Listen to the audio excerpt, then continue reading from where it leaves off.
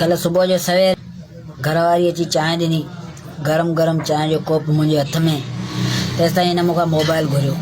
बसि हिन जीअं मूंखां मोबाइल घुरियो, मुंहिंजे बदन मां साहु वियो हलियो।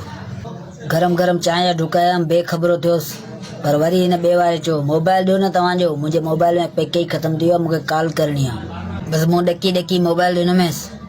हुन फ़ोन ते ॻाल्हाए वरी मोबाइल जी कॉल हिस्ट्री चेक कई, जंहिंमें मामंद जे नाले सां नंबर लिखियो पियो। चई हीउ मामंद केरु आहे? चई मामंद मुंहिंजो दोस्त आहे। चई हिन जो नंबर पहिरीं न तुंहिंजे मोबाइल में कोन हो। मुंहिंजे पहिरीं हुन वटि मोबाइल कोन हो, हुन हींअर मोबाइल वरितो आहे, हुन जो नंबर सेव कयो आहे। हिन हिकदमि नंबर डायल कयो मामंद जो। बसि हिन नंबर डायल कयो, हलो कयो। जेसिताईं परियां कंहिं औरत जो आवाज़ु आयो, हुन चयो हलो केरु?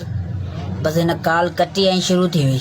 पोइ हुनजे हथ में जेका शइ ते आई, वेलण, थां, चपल, नेठि मुंहिंजो मथो फाड़े विधईं। बसि मथो फाड़े विधईं। अस्पताल वियो त मूंखां अॻु में मामंद अस्पताल में हो। मामंद खे मूं चयो, यार हीउ तो कहिड़ो वेल मचाए ॾियो मुंहिंजे लाइ। नंबर तुंहिंजो मूंखे ॾिनई, हुन त कंहिं माईअ पे ॻाल्हायो। त हुन चयो, अदा मूंसां बि साॻी हालत आहे, तुंहिंजे नंबर तां कंहिं माईअ ॻाल्हायो, मुंहिंजी घरवारी फ़ोन कई, मुंहिंजो बि मथो फाड़े अस्पताल रवानो कई आहे। हिकिड़ो औरतुनि खे गुज़ारिश आहे, जेकॾहिं को अहिड़ो मसइलो हुजे त शक ते ई मुड़ुस वीचारे खे न मारींदी वञो, पहिरीं ॻाल्हि जी पक कंदी वञो, पोइ अव्हांजी मर्ज़ी जूता आड़ो या छॾियो।